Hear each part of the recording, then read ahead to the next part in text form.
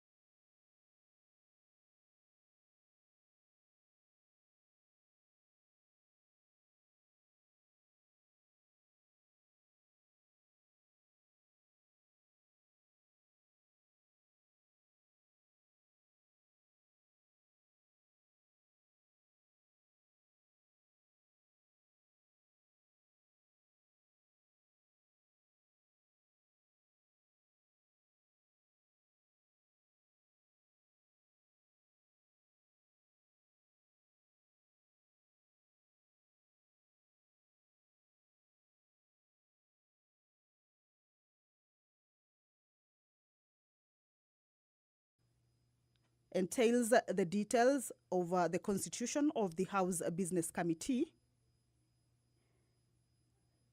And Standing Order 171, paragraph 1, indicates that there shall be a select committee to be designated the House Business Committee that will consist of the Speaker, who shall be the chairperson, the leader of the majority party. The House Committee also consists of the leader of the minority party, the whip of the majority party, as well as the whip of the minority party. Now, this is a committee that is composed of 14 members. So the Speaker, the leader of the majority party, the leader of the minority party, the whip of the majority party, as well as the whip of the minority party. Those are 5. So there is a list of 9 other members who shall be nominated by parliamentary parties and approved by the House at the commencement of every session. That's why earlier on I had to indicate to you that this is the 4th session. This is the beginning of the 4th session. At each and every session, there has to be the appointment and approval of the members to the House Business Committee, that is aside to the ones that are not nominated. That is the Speaker, leader of majority party, leader of minority, and the whips of the both sides. So the 9 other members shall be nominated by parliamentary parties and approved by the House at the commencement of every session. And this afternoon marks the beginning of that particular session. So basically, there will be no any other business that is expected to be transacted this afternoon. Remember, earlier on I told you that the House Business Committee is the one that sets the business that is to be transacted by the members during and at each and every plenary sitting. So now that there is no House Business Committee that it needs to be established or reconstituted, then that means they will have to do that for this particular sitting. Then that particular House Business Committee can retreat to set the business and the calendar of the House. So the 9 members shall be nominated by parliamentary parties and approved by the House at the commencement of every session. of course, reflecting the relative majorities of the seats held by each of the parliamentary parties in the National Assembly, and taking into consideration the interests of parties other than parliamentary parties and independents. So, pursuant to the provisions of the House Standing Order 171, paragraph 1F, the list of the 9 members or the 9 other members who were set to join in this House Business Committee at the entrance of the chambers. That is the Speaker of the National Assembly, Honorable Dr. Moses Wetangula. As you can see, he's making his way into the chambers. He will be presiding over this afternoon's sitting as the House begins its 4th session. Allow me to hand you over to this live broadcast, brought to you by PBU in partnership with KBC. Good afternoon. Waheshimiwa, tuombe. Ewe Mwenyezi Mungu ambaye kwa hekima na wema wako umetiwa nyadhifa za viongozi na mabunge kwa ustawi wa jamii na utawala wa haki wa wanadamu, tukusihi utazame kwa neema nyingi sisi watumishi wako ambao umeridhika kutuita ili tutekeleze shughuli muhimu za jamhuri yetu. Tunakuomba uteremshie baraka zako sisi tuliokutanika hapa, na utujalie tuyatende na kufikiria mambo yote tutakayofikishwa mbele yetu kwa njia ya haki na uaminifu, ili utukufu na sifa zako siendelezwe, na ili kustawisha amani, ufanisi na heri ya nchi yetu na wale ambao haja zao umezikabidhi mikononi mwetu. Amen.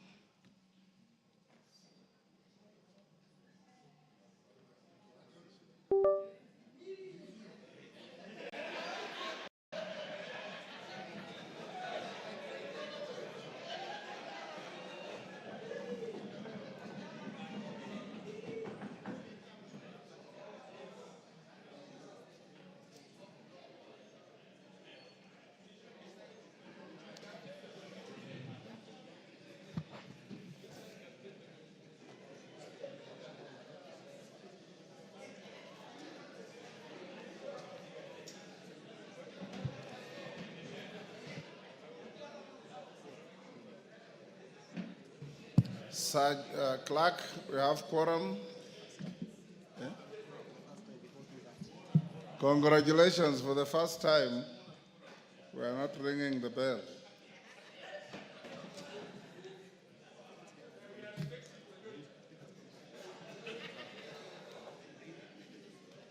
Proceed.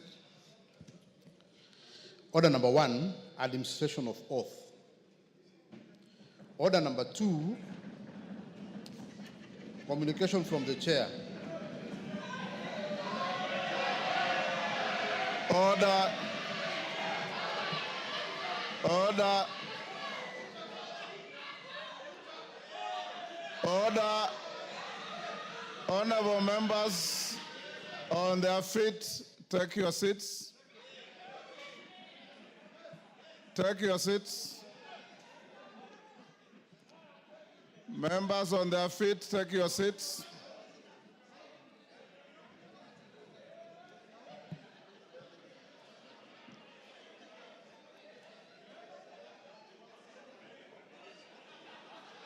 Take your seats. Kibarek, take the nearest seat.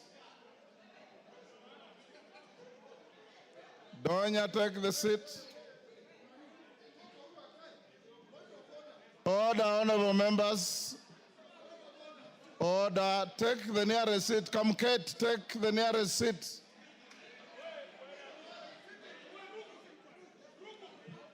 Order. Order, honorable members, take your seats. Order, Robert Mbui, take your seat. Take the nearest seat. Order. Order. Order. Order. Order, honorable Mbui, take a seat. Order. Either take your seat or freeze. Order, Mawade. Order, honorable Mawade. Order. Take your seats. Members in the walkway, take the nearest seats. Order.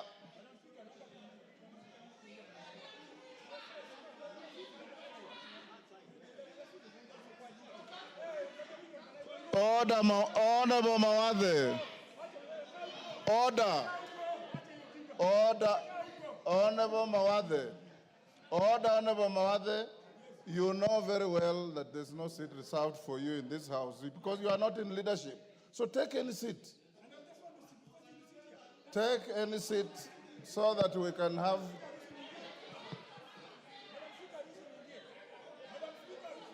Order.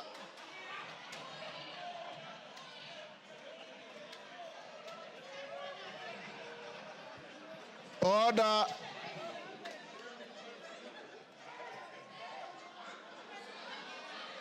Order, Roberts.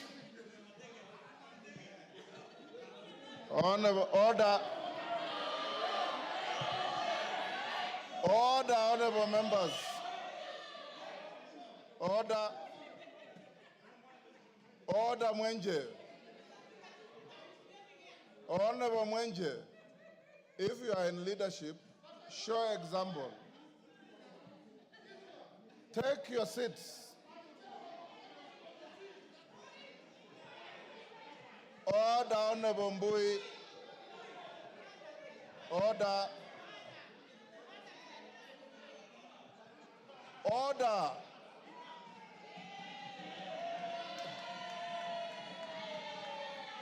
Honorable Mwenje and Honorable Mbui, either freeze there, order, honorable members on their feet, take your seats. Order, honorable members, I've got two communications to make. Order, Wamumbi. Honorable Wamumbi, look for a seat. Look for a seat and sit. Look for a seat and sit. Order, Wanjala, the house is not in business yet. Order.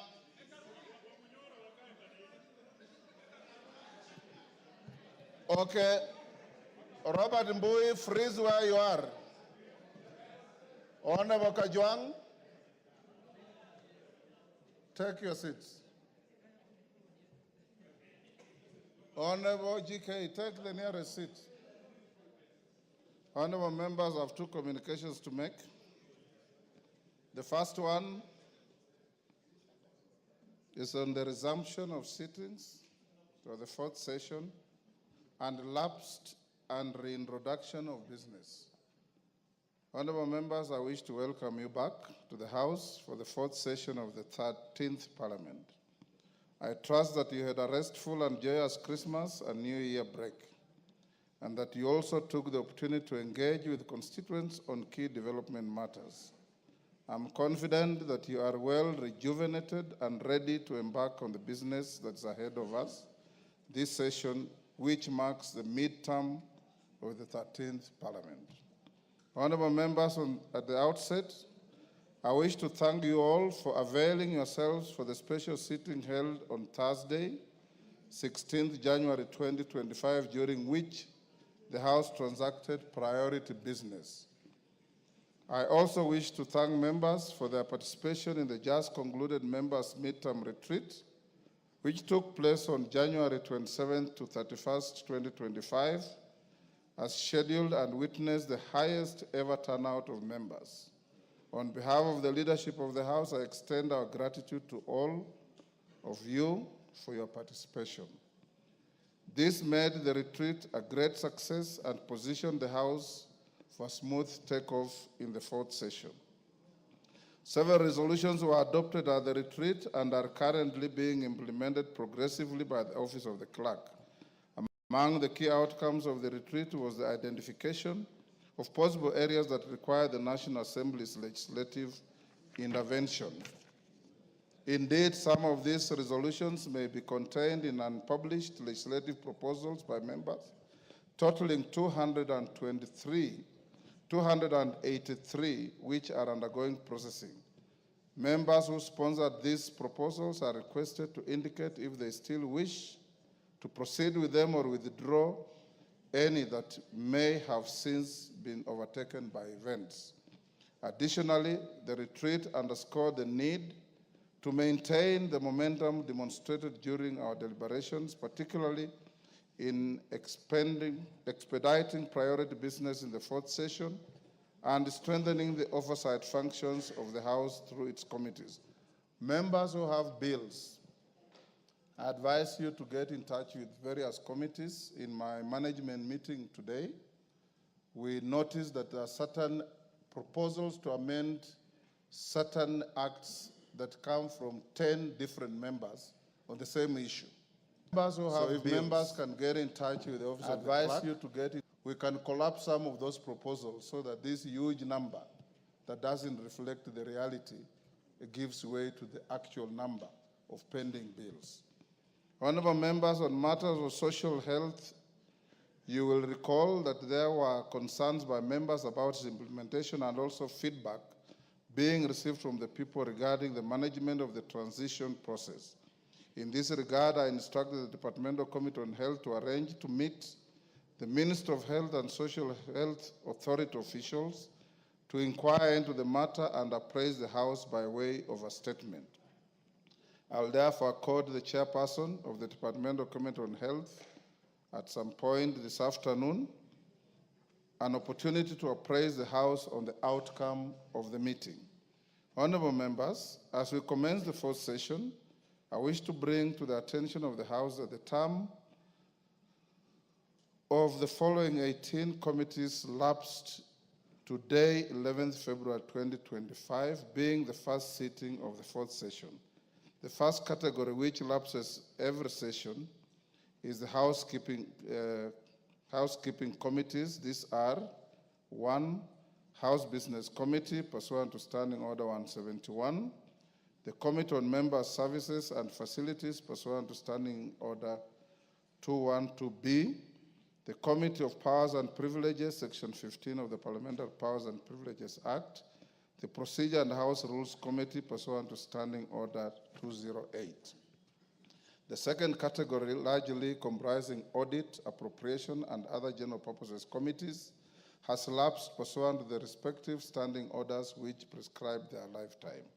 These are 1, the Public Accounts Committee, pursuant to Standing Order 205, the Special Funds Accounts Committee, pursuant to Standing Order 205A, the Decentralized Funds Committee, pursuant to Standing Order 205B, the Public Investments Committee on Governance and Education, pursuant to Standing Order 206, the Public Investments Committee on Commercial Affairs and Energy, pursuant to Standing Order 206A, the Public Investments Committee on Social Services, Administration and Agriculture, pursuant to Standing Order 206B, the Budget and Appropriations Committee, pursuant to Standing Order 207, the Public Debt and Privatization Committee, pursuant to Standing Order 207A, the Public Petitions Committee, pursuant to Standing Order 208A, the Diaspora Affairs and Migrant Workers Committee, pursuant to Standing Order 208B, the Committee on Implementation, pursuant to Standing Order 209, the Committee on Delegated Legislation, pursuant to Standing Order 210, the Committee on Regional Integration, pursuant to Standing Order 212, and the Committee on National Cohesion and Equal Opportunity, pursuant to Standing Order 212C. Honorable members, in line with the standing orders, the House Business Committee should be listed for reconstitution as the only business in today's order paper, as it owes its exclusive role in setting up business of the House. Thereafter, the House Business Committee ought to receive and consider recommendations from the Committee on Selection on Reconstitution of the remaining 17 committees, including any consequential changes to other committees. I'm aware that at the beginning of last week, the clerk wrote to the leadership of the majority and the minority parties to expedite the process of reconstituting the affected committees, indeed as instructed during our retreat in Naivasha. Having said that, honorable members, I wish to remind the House that in accordance with the provisions of standing orders, any business that was not concluded at the end of the third session has lapsed. This includes any pending motions, statements, questions, and certain bills. Any committee or individual member wishing to reintroduce any lapsed business is advised to do so in accordance with the procedures laid down in the standing orders and other parliamentary practice. Members who may not be clear on the procedure are advised to visit the table office for guidance. Honorable members, with regard to the lapsing of the bills, Standing Order 141-2B provides as follows, and I quote, "A bill that has been published, read a first time, or in respect of which the second reading has not been concluded, at the end of 2 consecutive sessions of the same Parliament shall lapse at the end of the second session and may be republished in the same or different form in accordance with the Standing Orders 114, Introduction of Bills." However, as honorable members will recall, on Wednesday, 4th December 2024, the House approved a procedural motion exempting 19 bills from lapsing during the period of the 3rd and 4th sessions. These are 1. Political Parties Amendment Bill 2022, 2. Fisheries Management and Development Bill 2023, 3. The Metrology Bill 2023, 4. The Universities Amendment Bill 2023, 5. The Preservation of Public Security Amendment Bill 2023, 6. Appellate Jurisdiction Amendment Bill 2023, 7. The Penal Code Amendment Bill 2023, 8. The Legal Aid Amendment Bill 2023, 9. The Prisons Amendment Bill 2023, 10. The Mining Amendment Bill 2023, 11. The Cancer Prevention and Control Amendment Bill 2023, 12. Kenya Roads Amendment Bill 2023, 13. The National Transport and Safety Authority Amendment Bill 2023, 14. The Anti-Corruption and Economic Crimes Amendment Number 2 Bill 2023, 15. The Gold Processing Bill 2023, 16. The Basic Education Amendment Bill 2023, 17. The Employment Amendment Bill 2023, 18. The Universities Amendment Number 3 Bill 2023, and 19. The Institute of Social Work Professionals Bill 2023. Bills that were not covered under this exemption have since lapsed. However, sponsors of the affected bills who may be desirous of proceeding with them may, in accordance with the standing orders, seek guidance from the clerk. And I repeat, some of those bills, up to 10 bills, are seeking to amend the same acts of parliament, some the same sections of the same acts. So I encourage those who have those bills to find a way of harmonizing them so that we have a composite bill that can be brought afresh. Honorable members, with regard to questions, those that had been transmitted to the respective ministries by the end of the 3rd session but not yet received a response have also lapsed. However, if any member still wishes to obtain a response, the member is required to visit the table office to formally indicate so. This must be done by close of business on Thursday, 20th February 2025, to enable the leader of the majority party to prioritize such questions when scheduling the appearance of cabinet secretaries before the House. For avoidance of doubt, any questions that had not been transmitted to the ministries, constitutional commissions, and independent offices have also lapsed. Members are, however, still at liberty to file such questions afresh if they wish to do so. As we settle to this new session, honorable members, to ensure effective communication and facilitation of members, members are also requested to update their biodata with the Office of the Clerk in order for it to be accurately captured in the records and on the website of Parliament. I therefore urge all members to visit the Office of the Clerk at the earliest convenience in order to fast-track this process. Additionally, honorable members, the following 10 bills, which the House passed before proceeding the just concluded recess, were ascended to and are now part of our laws of Kenya. The National Rating Bill, National Assembly Bill number 55 of 2022, the Statutory Instruments Amendment Bill, National Assembly Bill number 2 of 2023, the Water Amendment Bill, National Assembly Bill number 33 of 2023, the Ethics and Anti-Corruption Amendment Bill, National Assembly Bill number 11 of 2024, the Kenya Roads Amendment Bill, National Assembly Bill number 18 of 2024, the Kenya Revenue Authority Amendment number 2 Bill, National Assembly Bill number 35 of 2024, the Division of Revenue Amendment Bill, National Assembly Bill number 38 of 2024, the Tax Procedures Amendment Bill, National Assembly Bill number 46 of 2024, the Tax Laws Amendment Bill, National Assembly Bill number 47 of 2024, and the Business Laws Amendment Bill, National Assembly Bill number 49 of 2024. I allowed the House for the dedication demonstrated in the passage of the said laws, and urge that as we commence the fourth session, we undertake our legislative duty with greater enthusiasm in order to achieve more. Finally, honorable members, as we embark on the fourth session, I'm confident that the House will continue to build on its commendable performance in the consideration of key legislative business and other crucial committee business. Let us remain committed to serving the people of Kenya with diligence, integrity, and efficiency. With that, honorable members, I once again welcome you back and look forward to a productive fourth session. I thank you. Honorable members, at the door, take the nearest seats. I have another communication to make. None. Order. Take the nearest seats, members.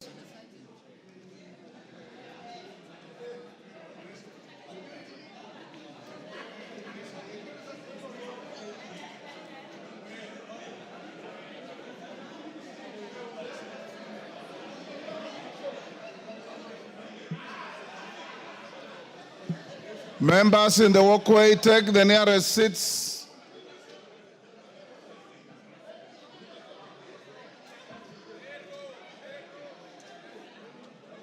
Order, honorable members.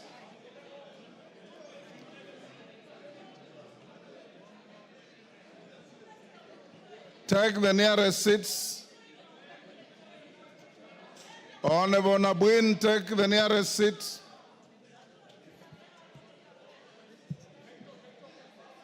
Order. Order. Order, honorable members. Order.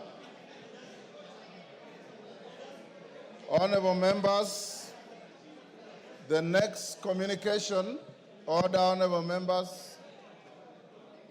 Order.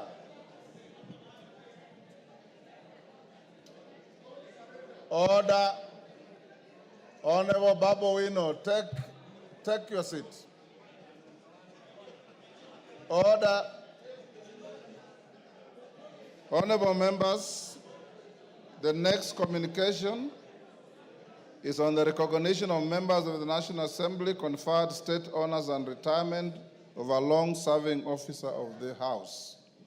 Honorable members, as you are all aware, the offices that we hold as leaders in this republic, including the office of Member of Parliament, are held in trust on behalf of the people of Kenya.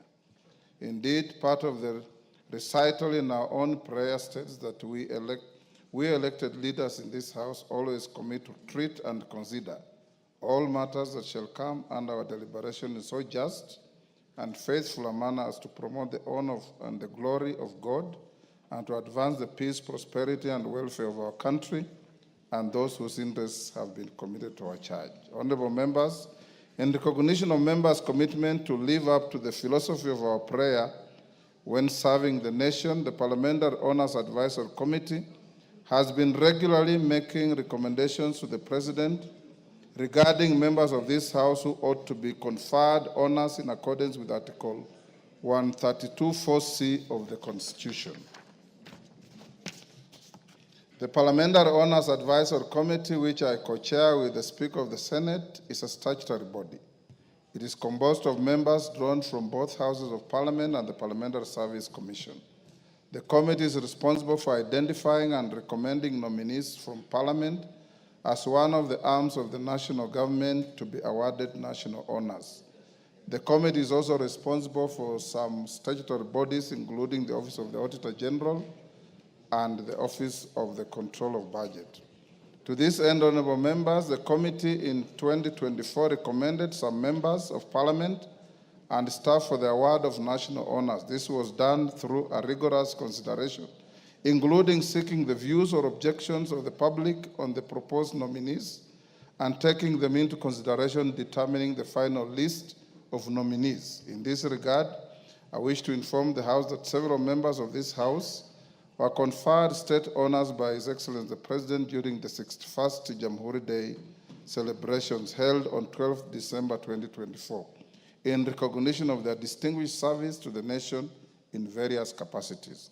Top on the list of honors is the Honorable Junaid Sheikh Nur Mohammed, CBS, MB Leader of the Majority Party, who was conferred the Elder of the Golden Heart, EGH.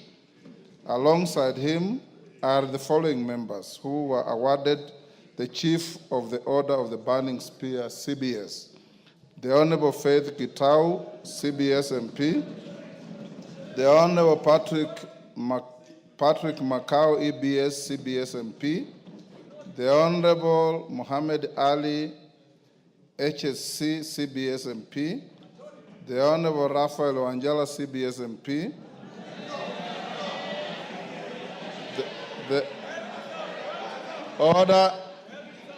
The Honorable Kangoko Bowen, CBS MP.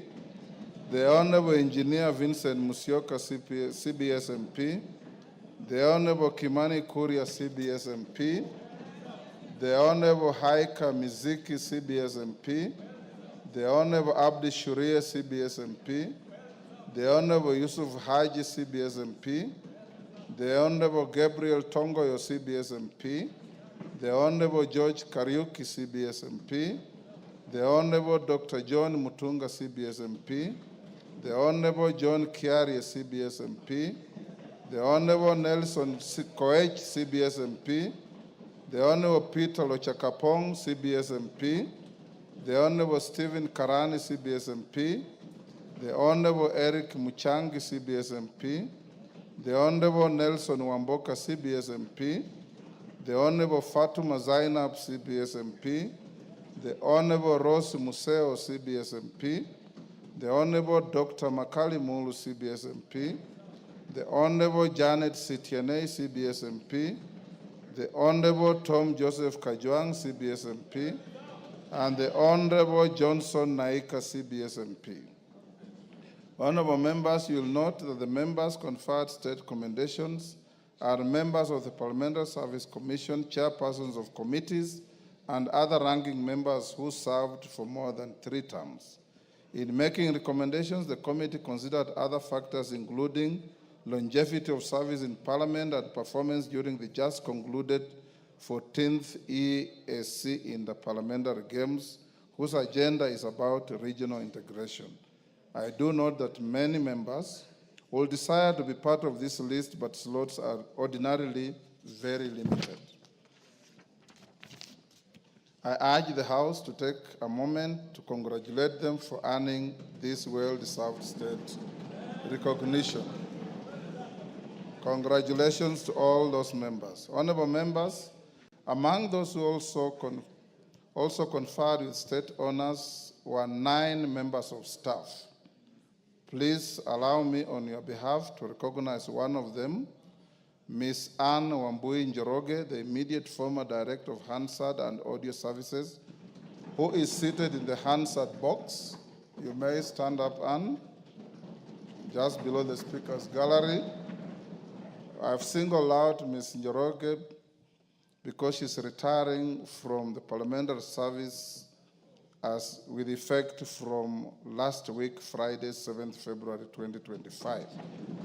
After 33 years of distinguished service to Parliament. Honorable members, Ms. Njoroge joined Parliament in 1991 during the 6th Parliament at the level of Hansard reporter in the National Assembly after 1-year stint as a teacher at Kwale High School, having graduated from Kenyatta University. She has therefore served 8 parliaments, being the 6th, 7th, 8th, 9th, 10th, 11th, 12th, and the current 13th parliament. As a career Hansard reporter, she committed her life to the production of precise records of plenary proceedings and committee sessions in the form of Hansard reports. She steadily rose through the ranks of Hansard reporter, 1 assistant Hansard editor, senior assistant Hansard editor, and deputy Hansard editor, and ultimately ascending to the apex position of director Hansard and audio services. And you may take your seat. Her notable milestones include the restructuring of Hansard and audio services for better service delivery, the formulation of policies that have improved the processes of production of the Hansard reports, and the ongoing project of digitizing production of the Hansard. Indeed, in recognition of the stellar services rendered by Ms. Anne Njoroge to Parliament and the nation, the Parliamentary Honours Advisory Committee recommended her to His Excellency the President, who awarded her the Order of the Grand Warrior, OGW, in December 2023. Honourable members, her presence today in the Hansard box is of great importance, and we thank her for her 33 years of service and diligence in overseeing the production of the Hansard report of our proceedings as the Director, Hansard and Audio Services. On behalf of the National Assembly, the Parliamentary Service Commission, and indeed on my own behalf, I wish to thank Ms. Anne Wambui Njoroge, OGW, for the more than 3 decades of her dedication to the service of the Parliament of Kenya and indeed to the Republic of Kenya. We congratulate and wish you well in your next phase of life in retirement. Honorable members, before you go to what looks like some arguments you are going to have this afternoon, allow Anne to have a dignified send-off by allowing me to invite one of your colleagues who worked with Anne in the Hansard section before he branched off to go and become the Speaker of Baringo County Assembly, and later coming back as the member for Baringo North. Is it Tiati now? The Honorable Kamket.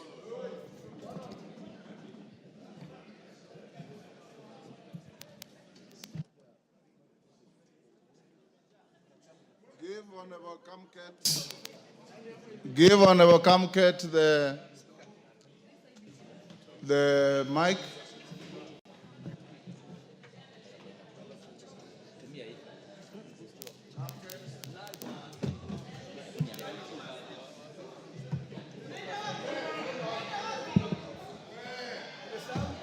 Thank you very much, Mr. Speaker. Yes.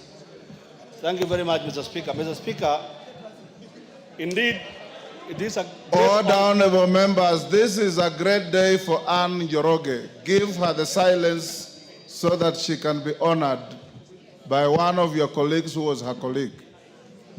Thank you, Mr. Speaker. Indeed, Mr. Speaker, it is a great honor for me to get the opportunity to pay tribute to my former boss, Ms. Anne Njoroge. Mr. Speaker, I joined Parliament myself as a Hansard reporter in February 1997. And immediately, Mr. Speaker, I was thrown into the deep end of Hansard reporting.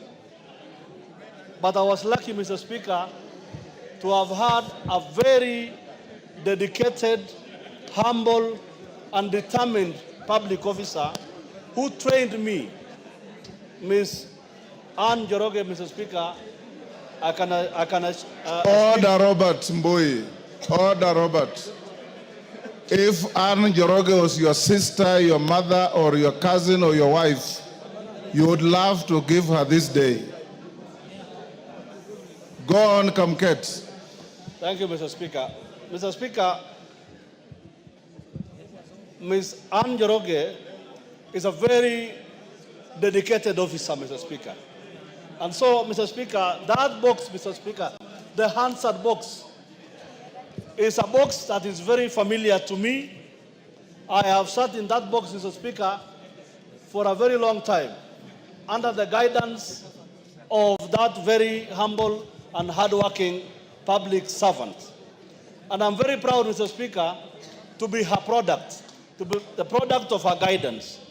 And Mr. Speaker, that Hansard box, Mr. Speaker, has also produced not only me, but the Honorable Member for Matungu, the Honorable Peter Oscar Nabulindo, who was equally a Hansard reporter with me under the guidance and leadership of Ms.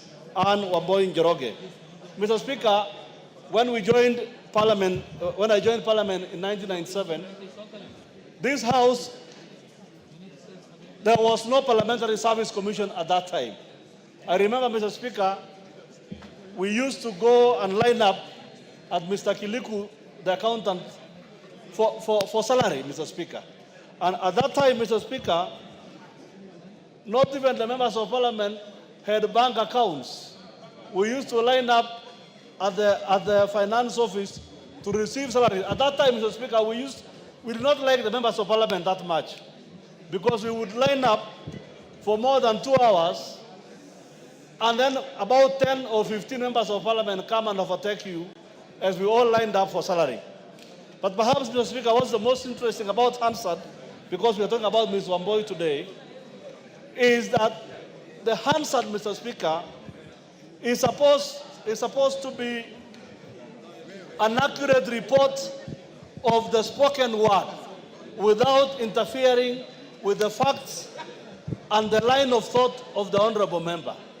It's a very specialized kind of reporting, Mr. Speaker, and I want to say that in the office that I worked with, in the Department of Hansard led by Ms. Wamboi and other officers, we were able, and I believe even as at now, we were able, Mr. Speaker, to capture the lines of thoughts of honorable members, organize their thoughts without losing the facts and realities of what they want to present. And the next day, Mr. Speaker, whenever a member wanted to have or wanted to go through what they contributed to in the House, they would be mesmerized at how well they spoke, at how well thought out their ideas were, only because, Mr. Speaker, the Hansard officers put in many hours of work to make everything right.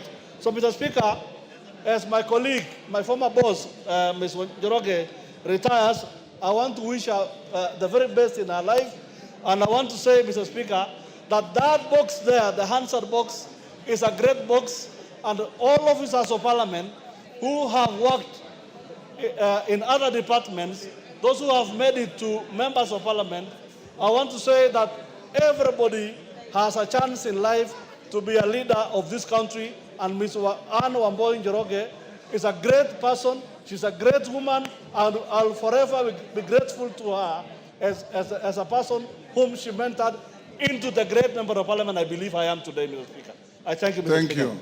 The second and last tribute to Ms. Njoroge is from Owen Bayer, who represents the constituency where she came from before she came here. Okay. Honorable Speaker, I rise today to salute a distinguished public officer, Mrs. Anne Wamboi Njoroge, who has recently retired from her position as the Director of Hansard and Audio Services in the National Assembly. Mrs. Njoroge's journey in the public service began on October 7th, 1991, when she was first appointed as a Hansard Reporter 2 in the Hansard Department. Her dedication and commitment saw her rise through the ranks until she was promoted to the position of Director, Hansard and Audio Services in the National Assembly, the position she recently retired from. Mrs. Njoroge has been an integral part of the Hansard Department and of the National Assembly, contributing to the accurate and comprehensive recording of parliamentary proceedings. Her meticulous attention to detail and commitment to excellence have ensured that the Hansard reports remain a reliable and valuable resource for members of Parliament, researchers, and the public. Honorable Speaker, before joining public service, Mrs. Njoroge served as a teacher at Kwale Boys High School, where she taught many students, including Mike Mbuvi Sonko, former Makadara MP and second Nairobi County Governor and first Senator of Nairobi County in Form 2 in 1990. Honorable Speaker, Mrs. Njoroge's tenure has seen her work alongside many prominent figures in Kenyan politics, including the late President, His Excellency President Mwai Kibaki, the late Honorable Michael Wamalwa, the late Honorable Jaramogi Oginga Odinga, the late George Anyona, the late Honorable Martin Shikuku, the late Honorable Henry Nthenge, the late Honorable Kenneth Njindo Matiba, the late Honorable Jeremiah Nyaga and his sons, the Honorable Norman Nyaga and the late Joe Nyaga, the late Honorable David Mwenje, the late Honorable William Olen Timama, and the late Honorable Bonaya Godana, to mention but a few. I'm also told that she taught the Honorable Mashetani, the former MP for Lunga. She recalls memorable events, Mrs. Njoroge, such as one, members' induction in 2013, where she presented on parliamentary privileges and gave the example of Honorable George Nyanja, the former MP for Limuru constituency, who jumped the fence along Uhuru Highway in the 1990s to avoid being arrested. She also recalls the firm chairmanship of the late Honorable Anyona as the chairperson of the Public Accounts Committee, and the late Jaramogi and the late Kijana Wamalwa as their chairpersons of the Public Investments Committee. The Honorable Anyona was also a firm deputy speaker. Honorable Speaker, Mrs. Anne Wambui Njoroge's contribution to the Hansard Department at the National Assembly has left a lasting legacy. Her unwavering dedication and professionalism have set a high standard for all who follow in her footsteps. As we recognize her invaluable service, let us extend our heartfelt gratitude and best wishes for her future endeavors. Honorable Speaker, please join me in recognizing and celebrating on a remarkable career of Mrs. Anne Wambui Njoroge. Honorable Speaker, I would like to salute and I give you the greetings of the Leader of the Majority, Honorable Kimani Ichung'wah. Thank you very much. Honorable members, can we have a foot thumping for Ms. Njoroge? Thank you. And we wish you well in your remaining productive years in public life. And may God give you guidance and protect you. Next.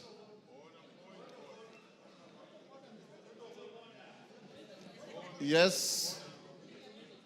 Yes, Millie Odhiambo. Thank you, Mr. Speaker, for giving me this opportunity. Mr. Speaker, let me take this opportunity to wish all the members Happy New Year.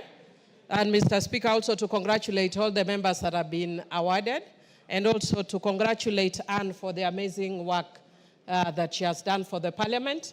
And Mr. Speaker, also just my concern as a woman leader, that I hope that when you have a woman rising to that level, that there will be another woman who will be able to either go that high or to a level almost as high, because women are not usually represented at that high level.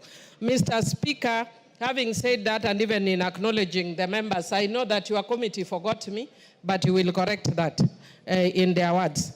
But having said that, Mr. Speaker, I wish to stand. Yes, I do have a CBS, but I also want to rise. I'm still doing good work.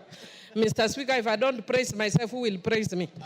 Mr. Speaker, I wish to stand under standing order number 19A and 20, Mr. Speaker, of our standing orders, Mr. Speaker. And Mr. Speaker, I wish to indicate further to a court decision, the High Court decision. Order, Millie. Take your seat.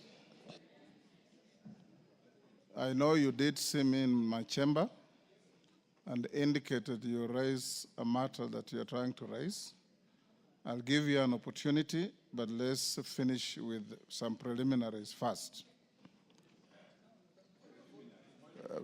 Clerk, order. Order, Angela.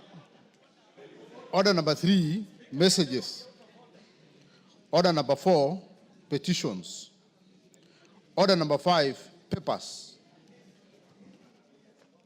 Majority.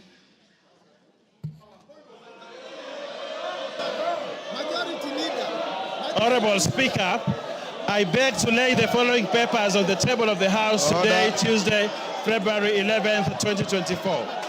1, the Auditor General's report on...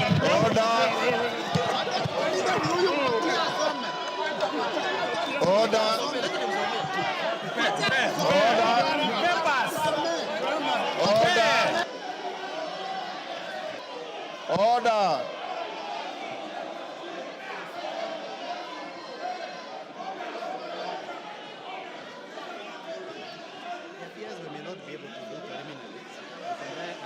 Order.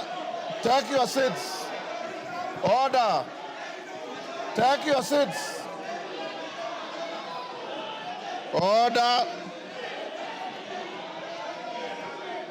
Order, members. Order. I will order that matter to be stayed. Let me hear Millie Odhiambo's point of order. Order. Millie Odhiambo, I'll hear your point of order. Order. I will hear Millie Odhiambo's point of order. Order. Order.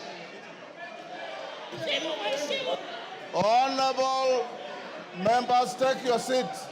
Millie Odhiambo.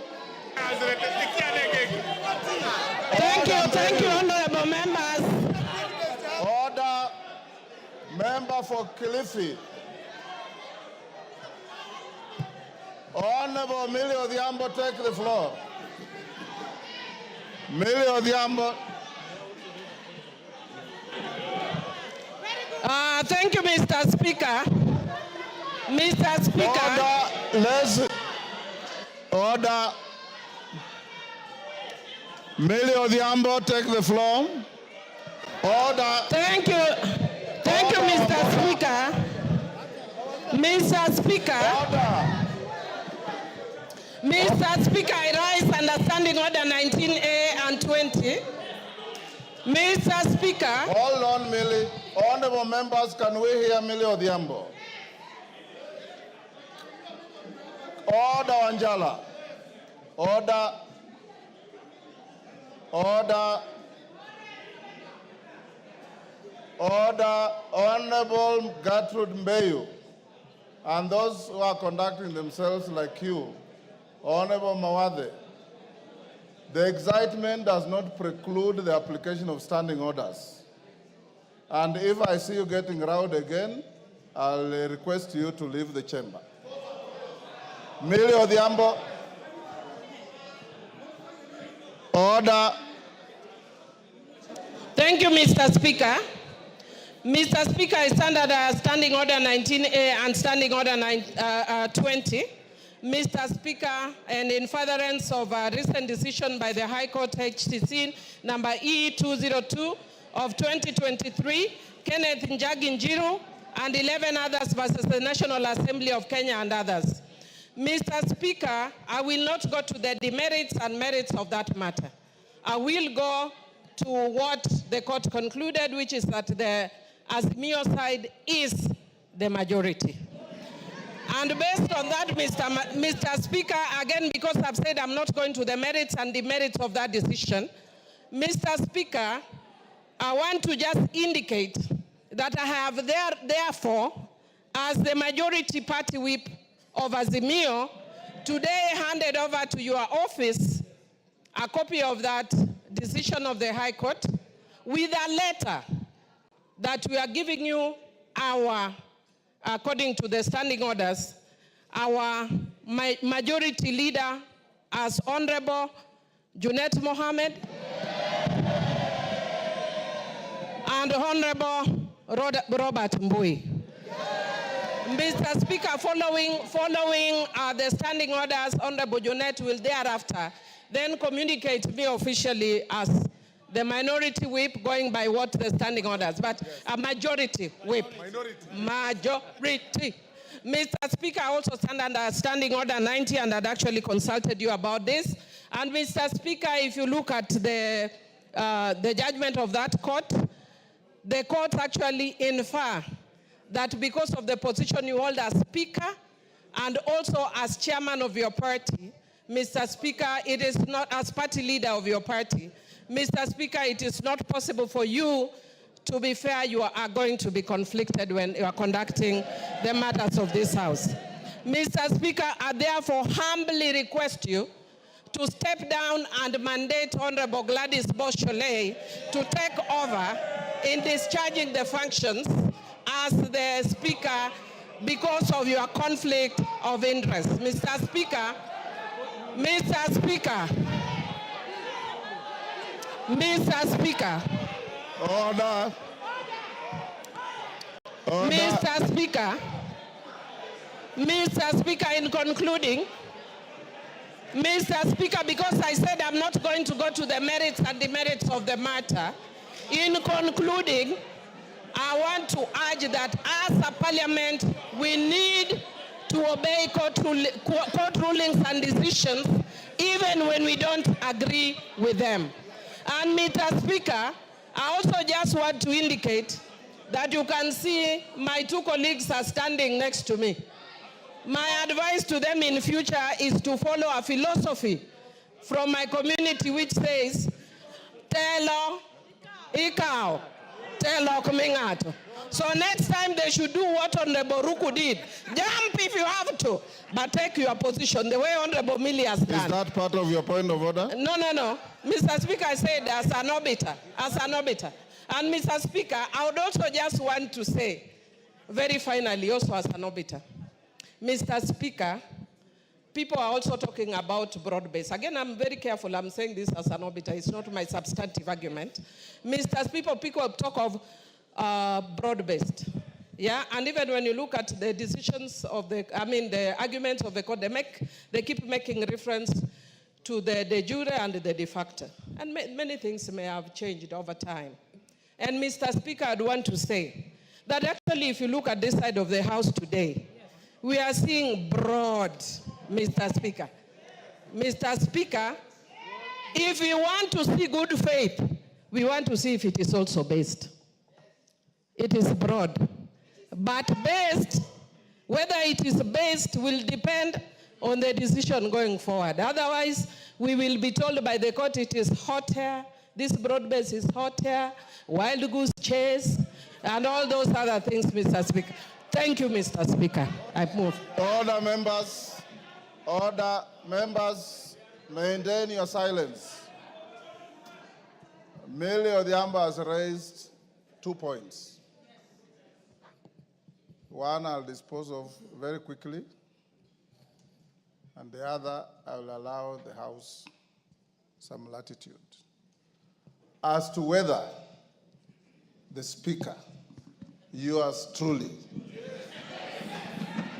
should preside over these proceedings or not, I'll dispose it of as follows. One, there's no motion before the House about the Speaker. Number two, I am a senior lawyer in this country, and I'm your senior Millie Odhiambo.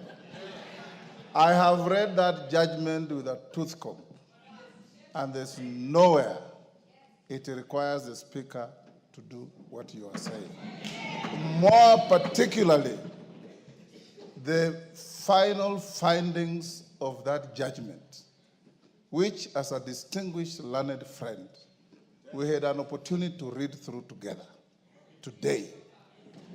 That judgment does not cast aspersions on the Speaker presiding on such proceedings. Number three,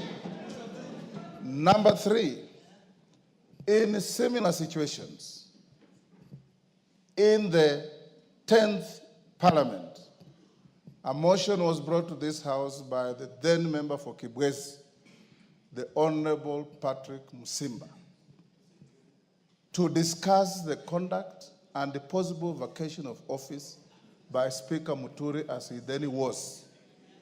Speaker Muturi presided over the debate and the vote was taken and the motion went the way it did.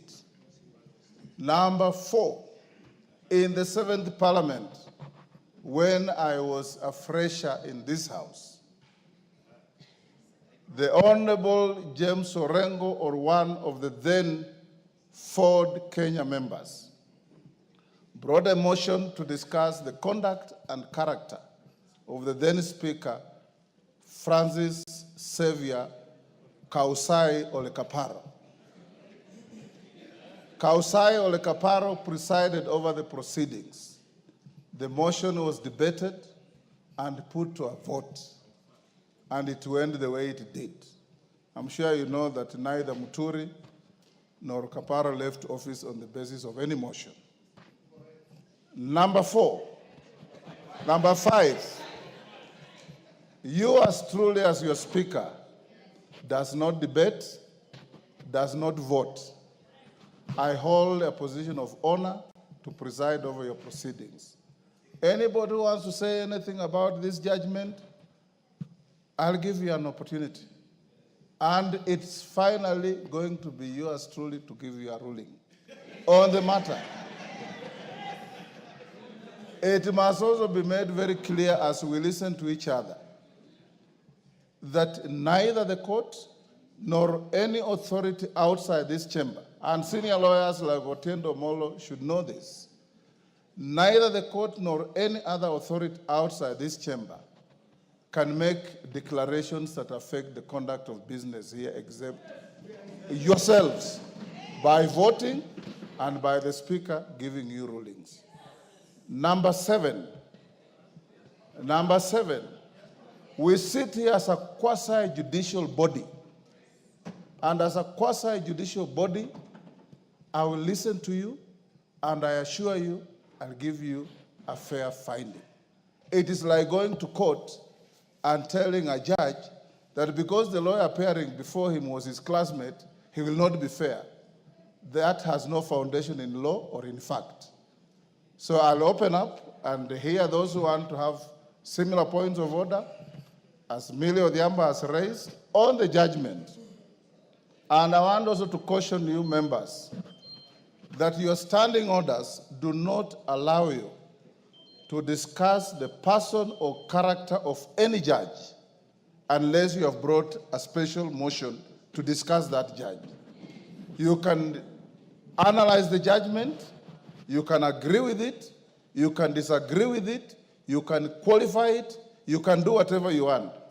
But don't disparage or discuss the character of any judge without a special motion as is provided for in our standing orders. Honorable Millie Odhiambo, that is my direction. Thank you.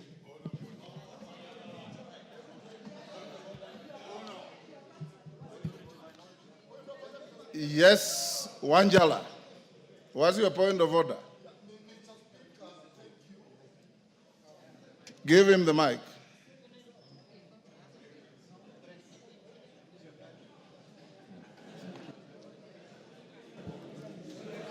Thank you, Mr. Speaker. Thank you for the first clarification, which we have humbly understood and agreed with. But, Mr. Speaker, you have left out the second issue about the majority leader in the House. Order, Angela. That is exactly the issue that Millie raised. That she has written to the Speaker. Yes, I've received the letter. I'll analyze it. I have given you an opportunity to speak to her point of order or any other point of order. Yes. Yes, Junaid Mohammed. Mr. Speaker, first I want to say today that I am privileged to speak from the seat of the majority leader. Because, Mr. Speaker, even when I sat on the seat, it is very warm, Mr. Speaker, unlike mine, which was very cold, Mr. Speaker. I didn't know the seats of Parliament have different warmth, Mr. Speaker. But Mr. Speaker, I don't foresee myself leaving this seat anytime soon. I don't see myself leaving this one anytime. But having said, Mr. Speaker, as you are aware and as you have alluded to, Mr. Speaker, there is a court ruling. A ruling of court consisting of 3-judge bench, Mr. Speaker. Mr. Speaker, a court ruling has only got 2 decisions, Mr. Speaker. There is no third way about it. One is to obey it, and secondly, if you have any avenue of appeal, you exercise that right of appeal, Mr. Speaker. There is no third way about it, Mr. Speaker.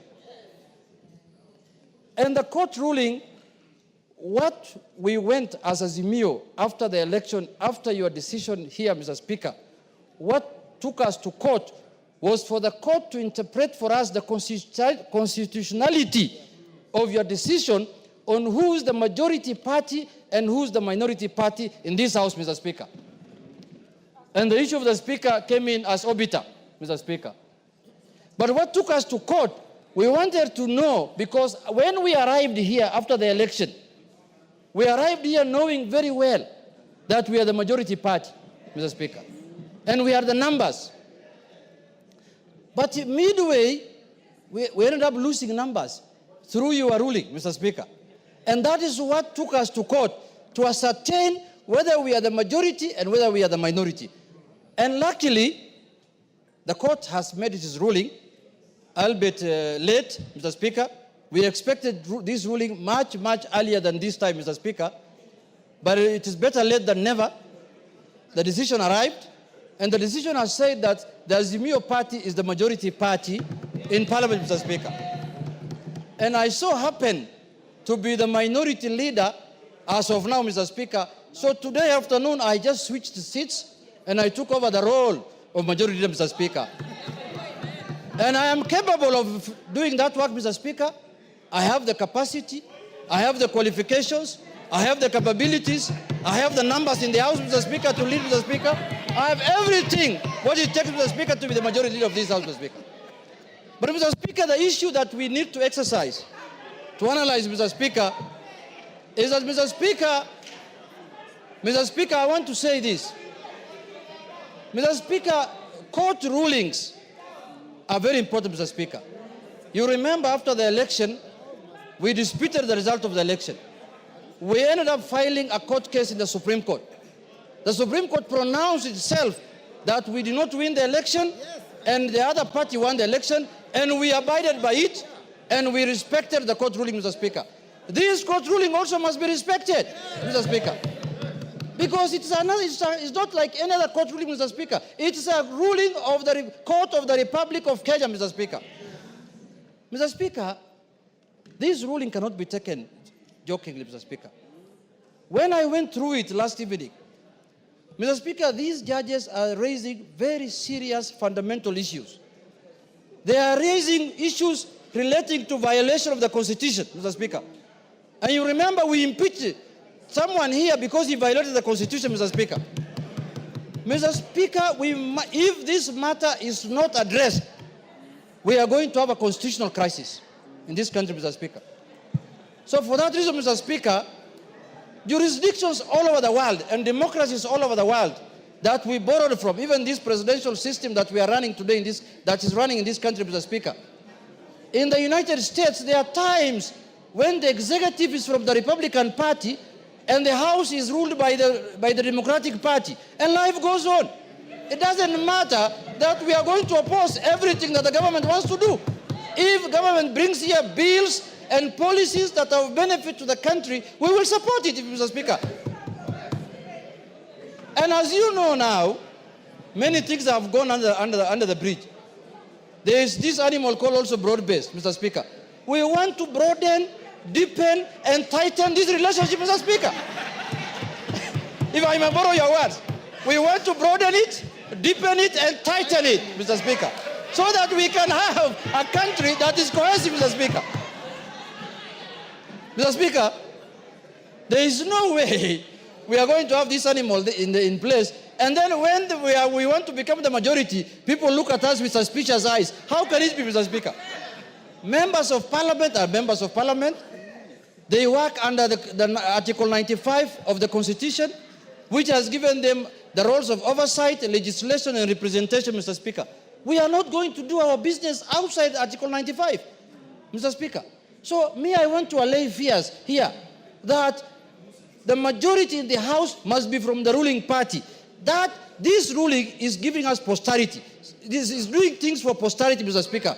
Next election, or the other election in 2032, a government might come in place where the president garners the majority votes and is elected as the president, but he will not have numbers in parliament. His numbers might be few in parliament, and he becomes a minority. So this is now the trend we are setting, that parliament is independent, judiciary is independent, executive is independent. We have no problem with the executive to do their work, and we know the President of the Republic of Kenya as of today is Honorable William Samoei Ruto, Mr. Speaker. There is no doubt about that. So there should be no ambiguity and doubt that the majority leader in the National Assembly is Honorable Juliet Mohammed, the Member of Parliament for Sunday, Mr. Speaker. Mr. Speaker. And I am going to serve the country diligently, Mr. Speaker, without any fear and favor, Mr. Speaker. I am a seasoned politician. I am serving my third term in Parliament, Mr. Speaker. I know how Parliament operates. I know how Parliament does its work, and I understand how bills are done in this Parliament, Mr. Speaker. I have gained enough experience. So this mindset, Wind up, Mr. Speaker, this mindset that the ruling party must have majority in Parliament for them to do the executive work of the country, Mr. Speaker, that mindset must be gotten rid of, Mr. Speaker. We must emulate democracies that have matured over 200 years, Mr. Speaker.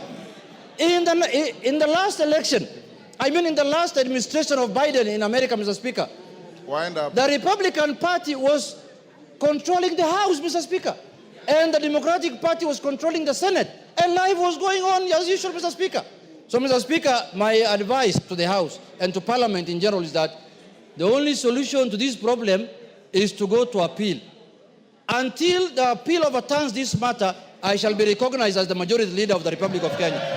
Mr. Speaker, thank you very much, Mr. Speaker. Those few remarks, I conclude. Kainan, order, honorable members, before order Wanjala. Order. In all civilized parliaments, when you appreciate a point, you thumb your foot. You don't stand up and throw your hands in the air. Kainan, before you take the floor, let's have some ground rules. Everybody are given an opportunity to speak. Can we do 3 minutes? Is that good enough? Everybody are given an opportunity. We do 3 minutes. I want 3 minutes. Let's also observe decorum. 3 minutes. Honorable Robert Mbui and Honorable Mwenje. If it is making a point, you have made your point. It is beneath your dignity to continue standing there while the matters are going on. Kainan. Thank you, Mr. Speaker. Mr. Speaker, this is luckily... Order. Let's hear each other in silence.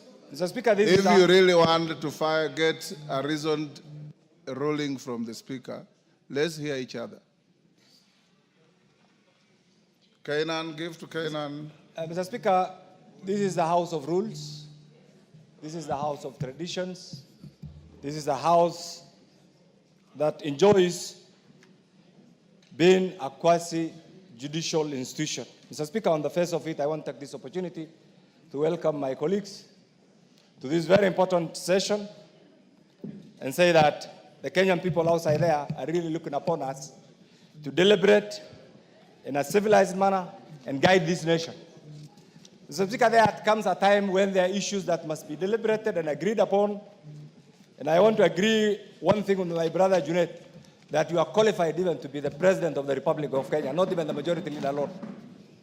Mr. Speaker, having said this, there are certain things that we must clear and follow the procedures, and it's only the procedures that will guide us. Mr. Speaker, if you look at the order paper today, the next order paper, order number 8, is supposed to provide for the appointment of members of the House Business Committee, which is the anchor committee for the House Business, Mr. Speaker. But we cannot reach there until certain issues are sorted out, Mr. Speaker. Mr. Speaker, Now that we can discuss the appointment under this order number 8, I want to seek your guidance on the following. Mr. Speaker, it's apparent that the High Court last week has quashed the ruling contained in the Speaker's communication dated 6 October 2022 on the majority and the minority. That is a fact. It cannot be denied. Mr. Speaker, secondly, I had a chance to go through this great ruling. I've internalized, I've looked at it, I've seen what it means, I've seen what in the letter and interpretation of this, what the Speaker in the House is generally expected to do.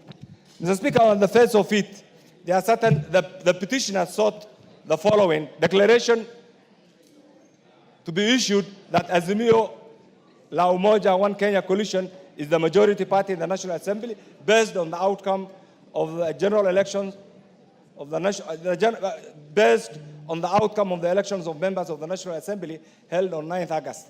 The second, Mr. Speaker, prayers was the declaration be issued to declare that Kenya Kwanza minority party in the National Assembly. Mr. Speaker, if you look at the orders given, even under order number 4, it's a bit confusing. It is not explicit. It doesn't say this. The court declined. They quashed the Speaker's ruling, but did not give proper guidance on what constitutes the majority and the minority. Mr. Speaker, from Give him 1 minute. it is clear, Mr. Speaker, the court quashed the ruling of the majority and the minority, but never answered the question on how this later on is going to be arrived in the House, Mr. Speaker. Mr. Speaker, this means we are back to square one where we were when this parliament started. We are back to square one, Mr. Speaker. Mr. Speaker, unless this question is determined, we are staring at a crisis. Mr. Speaker, I say this because standing order, Yes. standing order 171, I'm on a point of order, Mr. Speaker. Yes, Wanjala. What's your point of order? Give him the mic. Give Wanjala the mic. There you are. Mr. Speaker, courts are arbiters. And when they have given orders or declarations, it's up to the institution to implement. It is not debated. Order, You Wanjala. have seen the ruling of the court. Order, Mr. Speaker, Wanjala. Order. Order, Wanjala. I don't know whether... Have you even read that judgment? Have you read that judgment?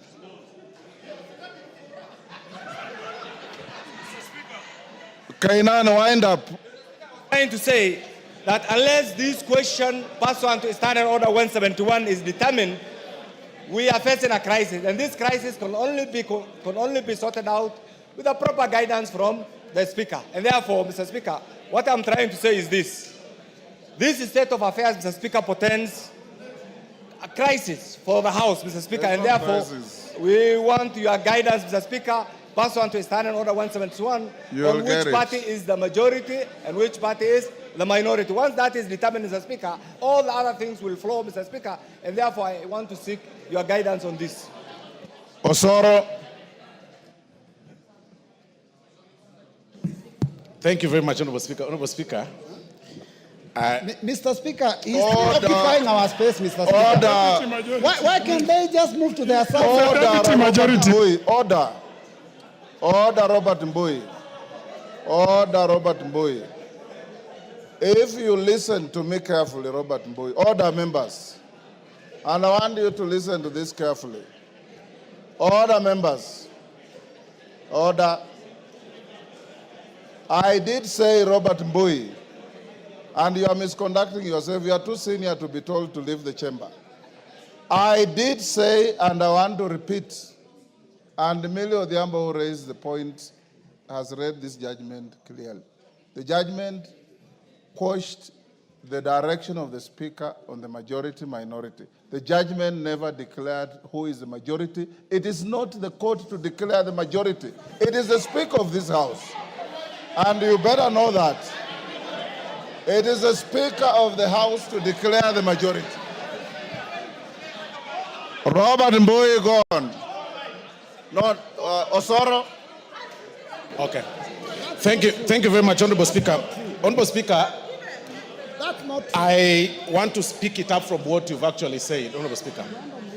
That even upon reading the judgment of the court, the standing orders of this House, Honorable Speaker, gives you power to declare who is the majority and who is the minority. We appreciate the judgment of the court as it is. We are ventilating about the judgment. We respect the courts.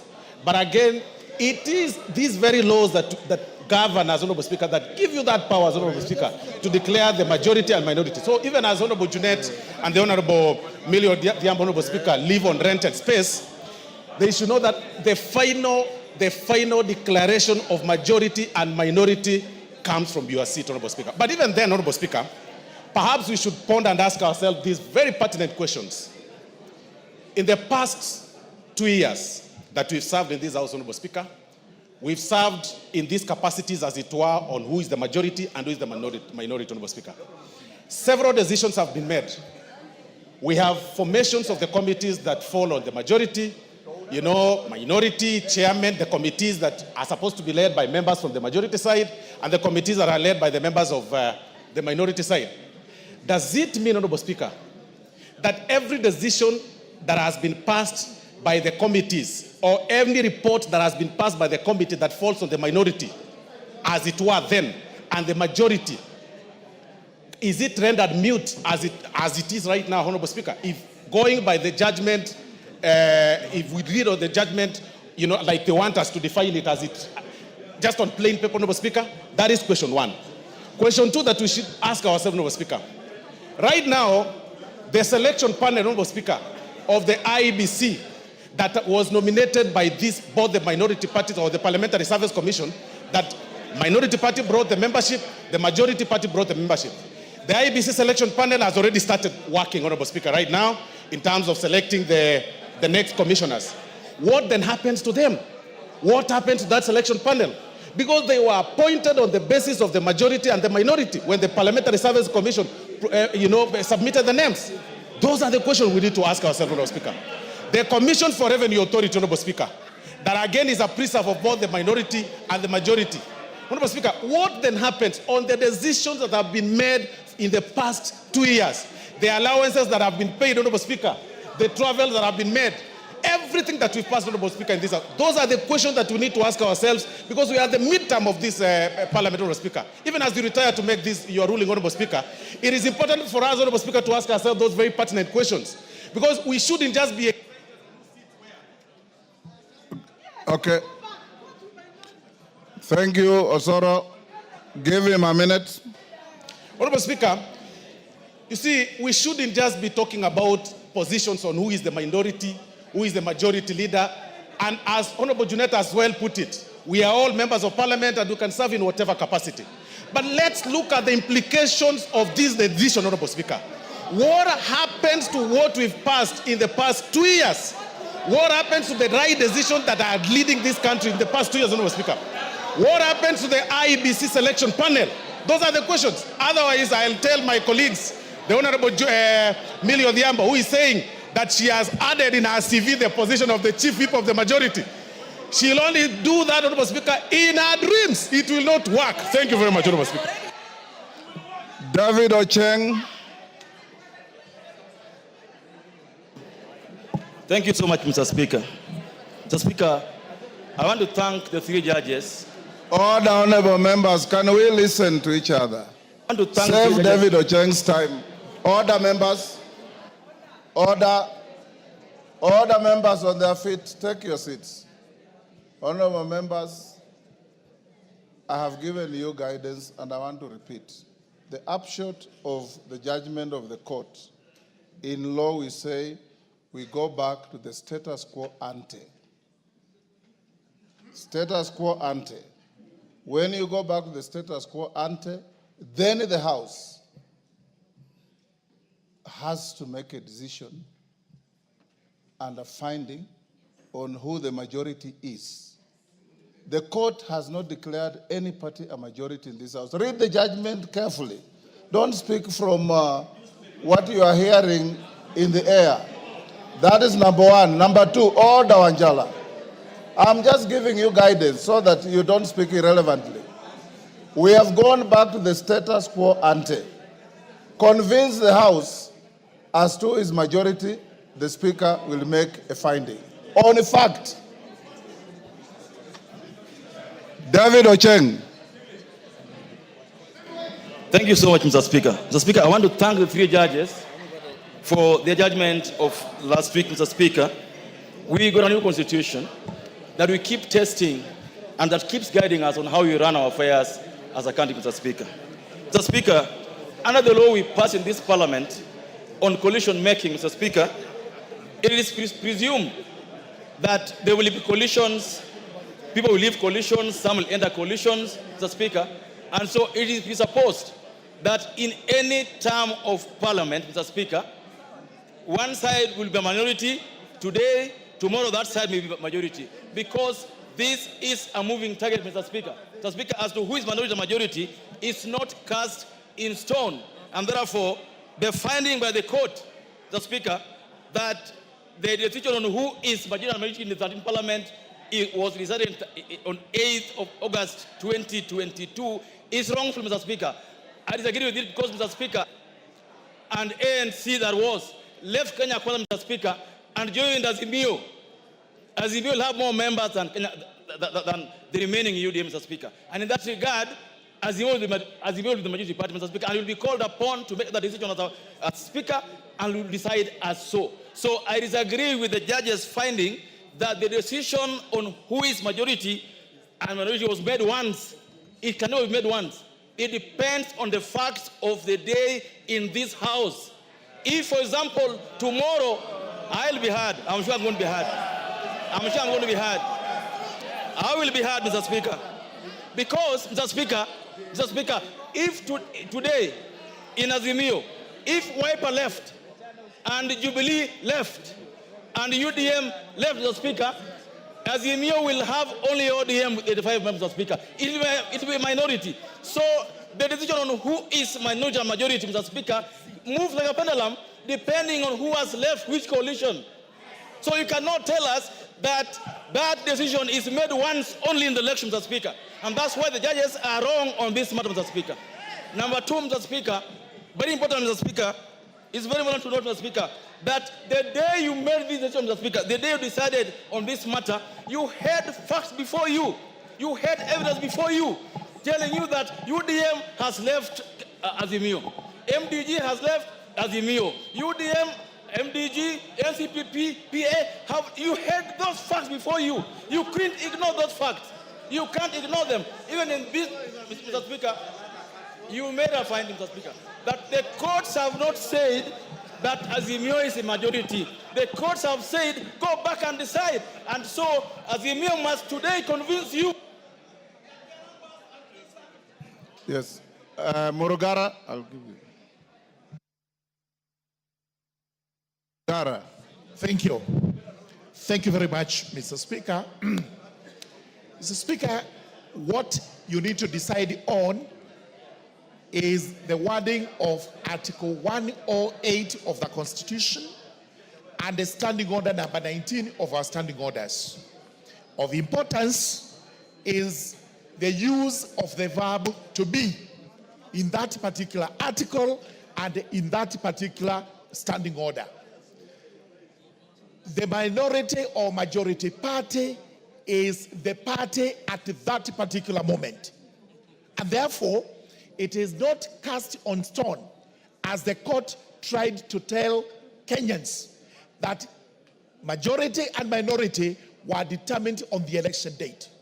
The words used, the tense used is, which means from time to time as the issue comes into question. Therefore, the court was wrong, and this is one of the, I respect the decision of the court, but on appeal, we will be arguing that the three judges were wrong, because they actually did not take into consideration the use of that verb to be by having it in the present tense, that it is from time to time. And one example I can give is this. As at before the ruling, the majority was the Kenya Kwanza coalition. If the parties like UDA actually left Kenya Kwanza, does it continue to be the majority? No. It loses the status because that is determined from time to time by how many members are in the party or how many members are in a coalition. The court actually overreached when they went to interpret it this way, and we shall be taking these matters on appeal.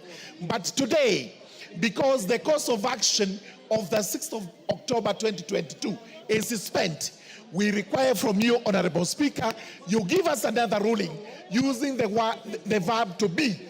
Present tense is who is the majority and minority today as we speak in Parliament. Thank you, Honorable Speaker. Maklap.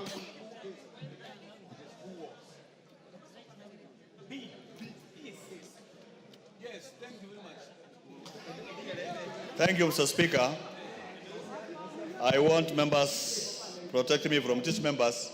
Mr. Speaker, this decision of the court, I find it belated. Mr. Speaker, for one reason. This decision was based at a freezing point. The freezing point was on August 9, after elections, after what was called pre-election coalition agreements. After the 8th and after we were sworn in, Mr. Speaker, there